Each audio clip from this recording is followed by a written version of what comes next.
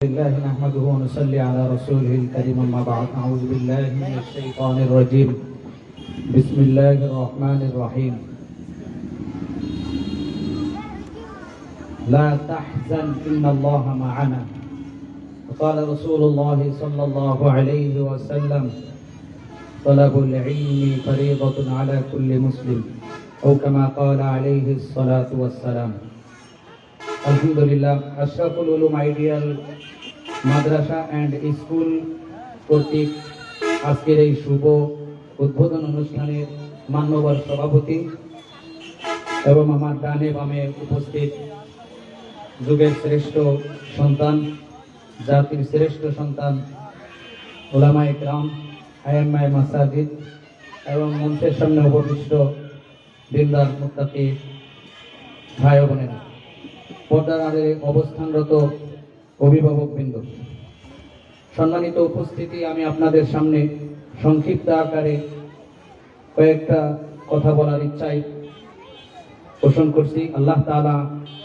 সংক্ষিপ্ত আকারে কথাগুলো বলার তৌফিক দান করেন। আসলে মাদ্রাসা কর্তৃক যেহেতু অনুষ্ঠান, আমরা বিশেষ করে আশরাফুল উলুম আইডিয়াল মাদ্রাসা অ্যান্ড স্কুলের শুভ উদ্বোধনে এই কথাগুলো আমাদের বিশেষ করে যারা এই মাদ্রাসার সাথে সংশ্লিষ্ট এবং এই মাদ্রাসার ছাত্রছাত্রীদের অভিভাবক যারা আছেন, তাদের প্রত্যেকেই এই কথাগুলো আমাদের প্রত্যেকের জানা দরকার। এক নম্বর হলো মাদ্রাসা বেশি হওয়াতে আমরা অনেকেই হীনমন্যতায় ভুগি যে এত ঘন ঘন মাদ্রাসা।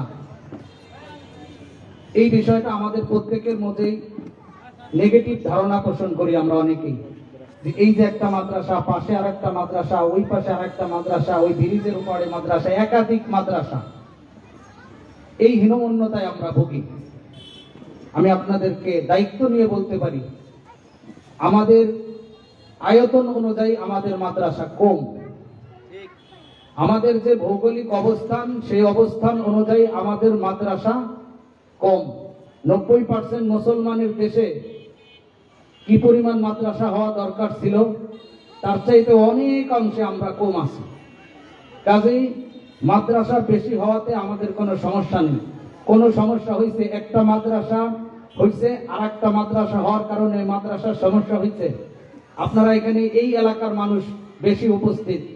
আমি আপনাদেরকে একটু দূরে নজর নিয়ে যাই। খাপুরার মরহুম দরবেশ সাহেব হুজুর, ওনার মাদ্রাসা কুলিয়ার ভিটা, উনি ওইখানে ইবাদত গুজারে মগ্ন থাকতেন ভিটার মধ্যে, ওইখানে মাদ্রাসা হয়েছেন। ওনার বাড়ি ছিলেন এইদিকে, যেখানে বর্তমান বোর্ডিং মাদ্রাসা খানপুরায়। তো দুইটা মাদ্রাসা হওয়াতে কি কোনো সমস্যা হয়েছে ওইখানে? দুটোটা মাদ্রাসাই তো সমান তালে প্রতিযোগিতার সাথে চলছে। তার মানে মাদ্রাসা বেশি হওয়াতে কোনো সমস্যা হয় না। দ্বিতীয় বিষয় হলো, মাদ্রাসা বেশি হওয়াতে আমাদের যারা মাদ্রাসা শিক্ষায় শিক্ষিত হয়ে মাদ্রাসা থেকে বের হয়, তারা কি কখনো, আপনার দায়িত্ব নিয়ে বলছি, আপনারা বলেন, মাদ্রাসায় অল্প শিক্ষিত হয়ে বের হয়ে আসা মানুষ, কেউ হাফেজ হয়েছে, কেউ কারি হয়েছে, কেউ মাওলানা হয়েছে, কেউ মুফতি হয়েছে, এই মানুষগুলোর বেকারের সংখ্যা খুবই কম। যত মাদ্রাসা বেশি বেশি হবে, আমাদের দ্বীনি ভাইয়ের অর্থাৎ মাদ্রাসা লাইনের ভাইদের কর্মসংস্থানের ব্যবস্থা হচ্ছে। তার মানে আশরাফুল উলুম আইডিয়াল মাদ্রাসা স্কুল যিনি করছেন, উনি শুধু একটা প্রতিষ্ঠানই করেন নাই, এখানে 4, 5 জন, 7 জন, 10 জন মানুষের কর্মসংস্থানের ব্যবস্থা করে দিচ্ছেন। কথা এটা ঠিক না বলেন? এজন্য মাদ্রাসা বেশি হওয়াতে কোনো সমস্যা নেই। 2 নম্বর হলো, আমাদের একটা কথা সকলেই জানা যে 6 বছরের আগে কোনো বাচ্চাকে কি করা যায় না, শিক্ষা প্রতিষ্ঠানে ভর্তি করা যায় না। কিন্তু আজকের এই ডিজিটাল যুগে, এই আধুনিক যুগে 6 বছরের বাচ্চা অনেক কিছু জেনে ফেলে। এজন্য 4 বছর, আপনারা যারা মাদ্রাসার লাইনে আপনারা ভালো বলতে পারবেন, নাবালক অবস্থায় যারা হেফজ কমপ্লিট করতে পারে, যত সহজে হেফজ কমপ্লিট করতে পারে, এই বাচ্চাটার বয়স যখন বালক হয়ে যায়, তখন বালেগ হয়ে যায়, তখন এই বাচ্চা কিন্তু এত সহজে হেফজ কমপ্লিট করতে পারে না। যদি নাবালক অবস্থায় হেফজ কমপ্লিট করতে পারে 1.5-2 বছরে, বালক হওয়ার পরে তার হেফজ কমপ্লিট করতে 5 বছর লেগে যায়। এজন্য বয়সের যে সীমা 4 বছর থেকে আমাদের পেলে নার্সারি থেকে শুরু করলে বাচ্চারা, এই বাচ্চা নাবালিগ অবস্থায় হেফজ কমপ্লিট করা সম্ভব। 3 নম্বর হলো মাদ্রাসা অর্থই শুধু আমরা যেটা জানি মাদ্রাসায় শুধু আরবি পড়ানো হয়। আসলে আমাদের এই ধারণাটা সম্পূর্ণই ভুল। আপনারা হয়তো যারা এখানে আপনাদের ছেলে মেয়েদেরকে ভর্তি করছেন, আমি একটা প্রতিষ্ঠানের দায়িত্বশীল হিসেবে, একটা মাদ্রাসার পরিচালক হিসেবে বলতে পারি, আমাদের ওইখানে ওই সমস্ত সিলেবাস গুলো পড়ানো হয়। আমাদের একটা মাত্র সিলেবাস, আমাদের একটা মাত্র সাবজেক্ট, সেটা শুধু আরবি। 7-8টা সাবজেক্টের মধ্যে একটা সাবজেক্ট শুধু আরবি, আর বাকি সাবজেক্ট গুলো কি? বাংলা, অঙ্ক, ইংরেজি, সাধারণ জ্ঞান, ভূগোল, সমাজ, এই সমস্ত সাবজেক্ট। তাহলে মাদ্রাসা অর্থই কি শুধু আরবি?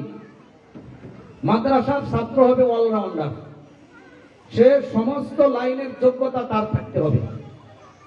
এই কারণে এখন শুধু মাদ্রাসা বলতে শুধু আরবি না, আর এটার প্রমাণ মাদ্রাসার ছাত্ররা বিভিন্ন জায়গায় প্রমাণ দেখাই দিচ্ছে। কাজেই আমরা যারা মনে করি মাদ্রাসায় তো শুধু শুধু আরবি পড়ানো হয়, এই ধারণাটা সম্পূর্ণই ভুল। যারা আপনাদের বাচ্চাদেরকে এখানে ভর্তি করছেন, আপনারা ভালোভাবে জানেন যে এদের সাবজেক্ট আরবি কয়টা?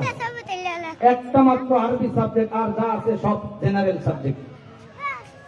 4 নম্বর বিষয় হলো এই যে ঘন ঘন প্রতিষ্ঠান, এর দ্বারা আমরা ক্ষতির দিকটাই দেখি শুধু।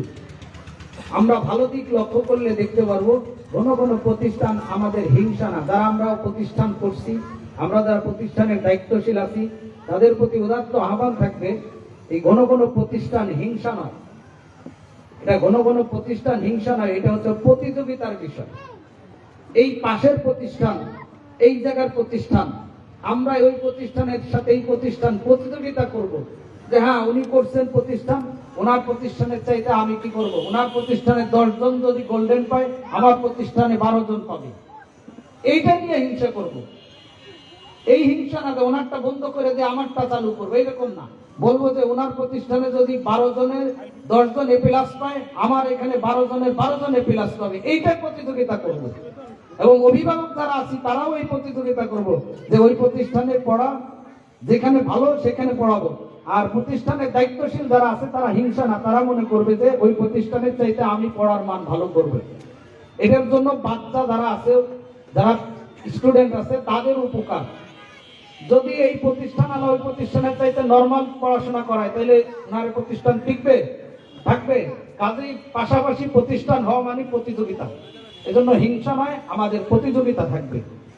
5 নম্বর হলো অভিভাবক যারা আছেন, অভিভাবক আমাদের এই অঞ্চলগুলোতে মাদ্রাসা প্রতিষ্ঠান খুব কম। আমাদের সাইডের নগরকান্দা, এদিকে গোপালগঞ্জ, এদিকে মাদারীপুর, এখানে তো কম। পাশাপাশি এই পুরা এলাকার মধ্যে 4-5টা প্রতিষ্ঠান। আর আমাদের এই ইসে থেকে শুরু করে বনগ্রাম থেকে নিয়ে শুরু করে বাগাইদে পর্যন্ত এই 3 গ্রামের মধ্যে, 4 গ্রামের মধ্যে একটা উল্লেখযোগ্য প্রতিষ্ঠান, এছাড়া কোনো ধর্মীয় প্রতিষ্ঠান নেই। তাহলে এই সমস্ত জায়গায় আমাদের এক পাড়ার মধ্যে যে কতগুলো ছেলে মেয়ে আছে, তারা যদি আমাদের মাদ্রাসায় ভর্তি হয়, আমাদের মাদ্রাসায় জায়গা দেওয়ার ক্ষমতা নেই। আমাদের একটা মাদ্রাসায়, 5টা মাদ্রাসা, আমাদের এক মহল্লায়, মানে এক গোষ্ঠীর মধ্যে যে কয়জন ছেলে মেয়ে আছে, তাদেরকে আমরা জায়গা দিতে পারি না। তাহলে বাকি ছেলে মেয়েগুলো পড়বে না? তাহলে বাকি ছেলে মেয়েগুলো কোন জায়গা পড়বে? যদি এখানে প্রতিষ্ঠান না হয়, তাহলে এক প্রতিষ্ঠানে তো 400-500-600 জায়গা দেওয়া সম্ভব না। কাজেই প্রতিষ্ঠান অনেক হওয়াতে আমাদের জন্যই উপকার। আর অভিভাবক যারা আছি, তারা সব সময় দায়িত্বশীল আচরণ করব। অনেক সময় বাচ্চারা বিরক্ত করে, যাদের 4-5টা বাচ্চা আছে ঘরের মধ্যে, আপনারা আপনাদের বাচ্চাদেরকে সুন্দরভাবে টেকেল দিতে পারেন না, কিন্তু এখানে